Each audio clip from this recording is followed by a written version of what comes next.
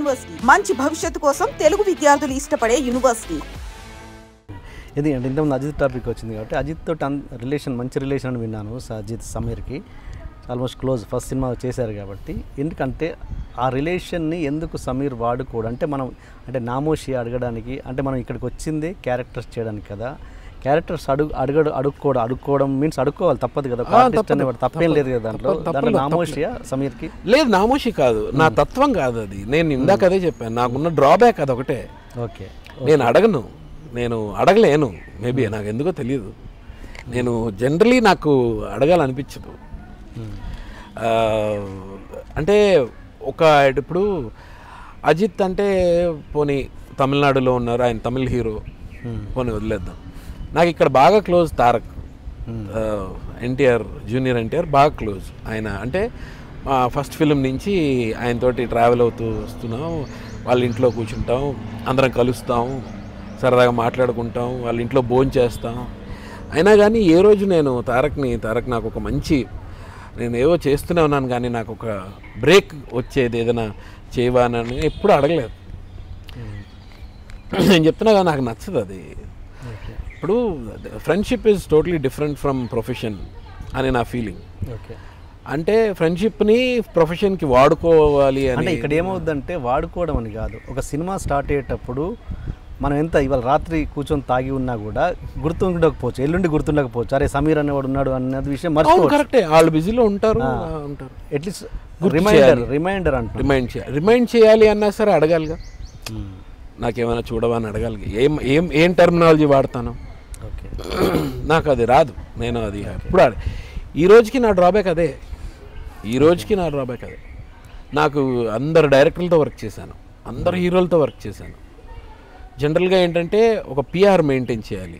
ఏది ఈ సినిమా అయిపోయింది అని కాదు, ఎప్పుడో ఒకసారి ఒక కాంటాక్ట్ చేయాలో, లేకపోతే హలో అనాలో, లేకపోతే అది నాకేదో వెంబడించినట్టు ఎగ్జాక్ట్లీ అలా ఉంటుంది.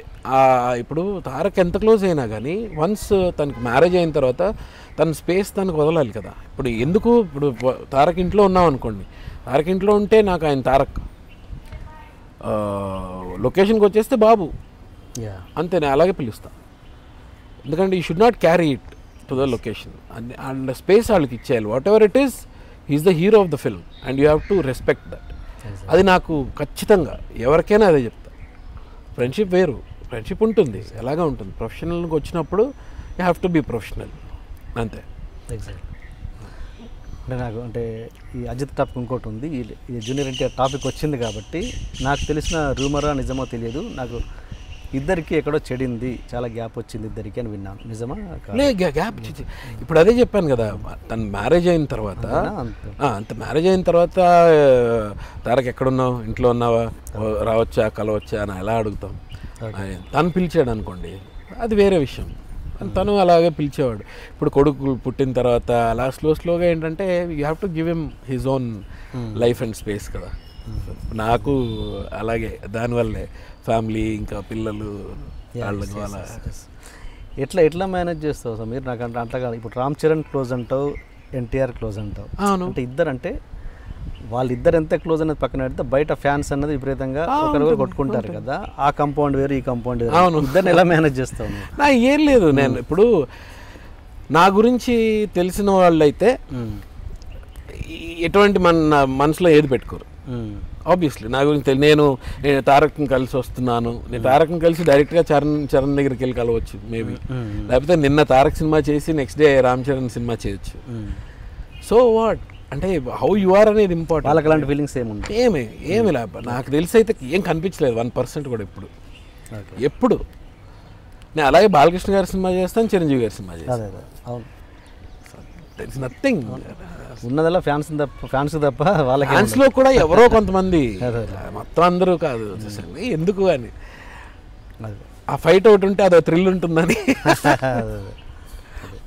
అదే సరే, ఓకే, మన అజిత్ టాపిక్ వద్దాం. రెమ్యునరేషన్ టెక్నీషియన్లకు ఇప్పించే విషయంలో అజిత్ ఇన్స్పిరేషన్ ఎలా? అది 7 Acres నేను వేరే షూటింగ్లో ఉంటే పక్క షూటింగ్లో అజిత్ ఉన్నాడు. అంటే నేను అక్కడ విన్నాను టాపిక్ ఏంటంటే, డ్రైవర్లు ప్రొడక్షన్ వాళ్ళు మాట్లాడుకుంటున్నారంట. వాళ్ళు ఏంటంటే వాళ్ళకి ఇలాగే చాలా రోజుల నుంచి ప్రొడ్యూసర్ డబ్బులు ఇవ్వలేదు, కష్టంగా ఉంది, షూటింగ్కి రాలేకపోతున్నాం, జేబులో డబ్బులు పెట్టుకుంటున్నాం, ఇదేదంటే అందరూ కలిసి లేదు లాభం లేదు అజిత్ గారి దగ్గరికి వెళ్దాం, ఆయన అయితే ఏమైనా ఇమ్మీడియట్గా రియాక్ట్ అవుతారు అని చెప్పి అజిత్ దగ్గరికి వెళ్ళారంట మేకపురంలోకి. వెళ్తే సార్ ఇలా అయింది సార్, మాకు రోజు కష్టం అవుతుంది సార్, ఫుడ్ తీసుకురావడానికి కష్టం అవుతుంది, డీజిల్కి కార్లు డీజిల్కి కష్టం అవుతుంది, ఇది అదే అన్నీ చెప్పారంట అజిత్కి. చెప్తే అది మీ ప్రాబ్లం, నేనేం చేయగలను అన్నాడంట. నేను నాకు సంబంధం ఏంటి, మీరు వచ్చి నన్ను అడుగుతారు, మీరు ప్రొడ్యూసర్ గారిని కదా అడగాలి, నేనేం చేయగలను, నేనేం చేయలేను, మీరు దయచేసి మీ ప్రాబ్లం మీరు చూసుకోండి అని చెప్పి పంపించేశారు. వీళ్ళకి షాక్. అజిత్ గారు అందరికీ హెల్ప్ చేసే వ్యక్తి, చాలా హెల్ప్ఫుల్గా ఉంటారు కదా, అలాంటిది ఎందుకు ఈయన అసలు ఏం స్పందించలేదు అని చాలా షాక్ అయిపోయారంట అందరూ. అయిపోయి సర్లే మన కర్మ అనుకుని వెళ్ళిపోయారు. వెళ్ళిపోయిన తర్వాత కో డైరెక్టర్ గారు ఎవరో షార్ట్కి రమ్మని అజిత్ గారిని పిలవడానికి వెళ్తే ఆయన మేకపురంలో లేడంట. అదేంటి లేరేంటి అని అంటే హోటల్కి వెళ్ళిపోయారంట. హోటల్కి వెళ్ళిపోయారని ప్రొడక్షన్ మేనేజర్లు వాళ్ళు ఫోన్లు చేస్తున్నారు, సార్ వెయిట్ చేస్తున్నారు అంటే, లేదు వాళ్ళందరూ క్లియర్ చేయండి, చాలా రోజుల నుంచి వాళ్ళు పెండింగ్ ఉన్నాయంట, వాళ్ళందరూ మీరు క్లియర్ చేయండి, లేకపోతే నన్ను చేయమని చెప్పండి, నేను చేస్తాను, తర్వాత నాకు సెటిల్ చేయండి, ఏదో ఒకటి చేద్దాం, అయిన తర్వాతే షూటింగ్ చేద్దాం అని అజిత్ చెప్పాడు. ఈ విషయం తెలిసింది యూనిట్ మొత్తం టెక్నీషియన్స్ అందరికీ.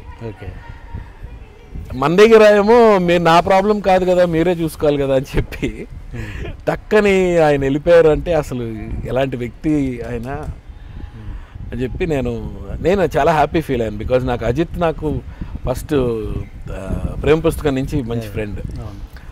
సో విని చాలా దట్ ఈస్ తల అనుకున్నా అజిత్ అనుకున్నా. అంటే అక్కడ చెప్పకపోవడంలో రీజన్ ఏంటి? ఎక్కడ క్యారవాన్లో చెప్పకపోవడానికి? అదే మేకప్ రూమ్లో అది ఆయన స్టైల్. ప్రొడ్యూసర్ని తక్కువ చేయడం ఇష్టం లేదేమో. ఏమో మేబీ అది కూడా అవ్వచ్చు. అక్కడికక్కడ పిలిచి ఆయన ముందర అడిగి ఇబ్బంది పెట్టేటుంటుంది కదా, మేబీ అది కూడా అవ్వచ్చు. అందుకనే వెళ్ళిపోయి నాకు తెలియదు, నాకు సంబంధం లేదని చెప్పి ఆయనే మీద వేసుకుని మొత్తం అందరికీ క్లియర్ చేయించారట. రెడ్ అనే షూటింగ్. ఓ రెడ్డా, ఓకే. ఈ క్యారెక్టర్ మీ ఇంట్లో అయితే తెలుసు కదా, వైఫ్కి ఈ క్యారెక్టర్ ఇలా ప్రతి దాంట్లో ఇన్వాల్వ్ అవుతాడు, ఇలా తగోలు పరిష్కారం చేస్తుంటాడు, ఇలాంటి క్యారెక్టర్ అని తెలుసు కదా, ఎప్పుడన్నా రిస్ట్రిక్ట్ చేస్తుంటుందా తను? అంటే ఎందుకు మనకి ఇవన్నీ అని? లేదు, తను అంతే. అవునా? Okay okay. తప్పుంటే మాట్లాడాలి అనే తత్వమే, అడగాలి, నువ్వు ఎందుకు అడగవు అంటూ. ఇప్పుడు మేము జనరల్గా ఎక్కడికైనా మేము బయటికి వెళ్ళేటప్పుడు ఎవడో టక్కన వచ్చి తగిలిచ్చాడు, సపోజ్ ఏ బైక్ కూడా ఎవడో ఇలా వచ్చి తగిలిచ్చాడు బండికి, మ్యాక్సిమం ఏమంటాం, రై అంటాం, ఏదో ఆపు, వాడిని చేయి పట్టుకో, వాడిని ఆపు, అలా ఎలా తగిలిస్తాడు వాడు, నువ్వు అలా వదిలేస్తావు ఏంటి అంటుంది. Very good. అంతేగాని మనకి ఎందుకు వచ్చిన గొడవ, మన పని మనం చూసుకోవచ్చు కదా సైలెంట్గా, ఆ టైప్ కాదు. పట్టుకో, వాడిని పట్టుకో, అలా ఎందుకు వదిలేస్తావు, నేనైతేనా అంటుంది. ఓకే.